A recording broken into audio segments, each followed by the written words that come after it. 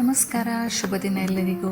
ಇವತ್ತು hot and sweet honey roasted almonds ಹೆಂಗೆ ಮಾಡೋದು ಅಂತ ನೋಡೋಣ. ಇದಕ್ಕೆ ಏನೇನು ಇಂಗ್ರೀಡಿಯೆಂಟ್ಸ್ ಬೇಕು ಅಂದರೆ ಆಲ್ಮಂಡ್ಸ್ ಬೇಕು, ಹನಿ, ಖಾರ ಪುಡಿ ಸ್ವಲ್ಪ, ಮತ್ತು ಉಪ್ಪು.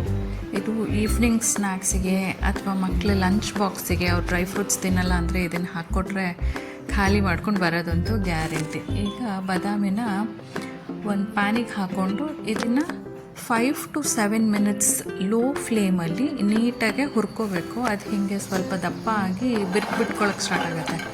ಅಲ್ಲಿ ತನಕ ಹುರ್ಕೊಂಡಿದ್ದಾದಮೇಲೆ ಇವಾಗ ಇಟ್ಕೊಂಡಿರೋ ಅಷ್ಟು ಹನಿ ಮತ್ತು ಉಪ್ಪು, ಖಾರ ಪುಡಿ ಇದಿಷ್ಟನ್ನು ಹಾಕ್ಬಿಟ್ಟು ಅದನ್ನು ನೀಟಾಗೆ ಪ್ರತಿಯೊಂದು ಬಾದಾಮಿ ಮೇಲೂ ಕೋಟ್ ಆಗೋಂಗೆ ಅದನ್ನು ಮಾಡಬೇಕು.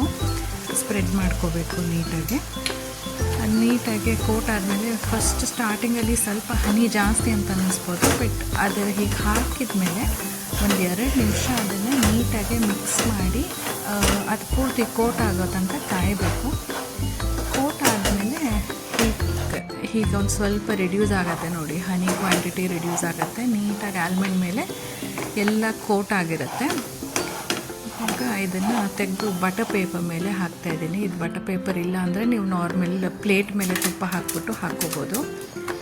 ಇದು ಸೌಂಡ್ ಕೇಳಿ ನಿಮ್ಗೆ ಗೊತ್ತಾಗ್ಬೋದು ಎಷ್ಟು ಕ್ರಿಸ್ಪಿಯಾಗಿದೆ ಅಂತ. ಇವಾಗ ಇದನ್ನು ಫ್ರಿಜ್ಜಲ್ಲಿ ತೆಗೆದಿಟ್ಕೋಬೇಕು. ಅಟ್ಲೀಸ್ಟ್ 1/2 hour ಫ್ರಿಜ್ಜಲ್ಲಿ ಇಟ್ಬಿಟ್ಟು ಆಮೇಲೆ ನೀವು ತೆಕ್ಕೊಂಡು ಸರ್ವ್ ಮಾಡ್ಬೋದು. ನೀಟಾಗಿ ತುಂಬ ಕ್ರಿಸ್ಪಿಯಾಗಿ ಟೇಸ್ಟಿಯಾಗಿ ಯಮ್ಮಿಯಾಗಿ ಬಂದಿತ್ತು. Do try.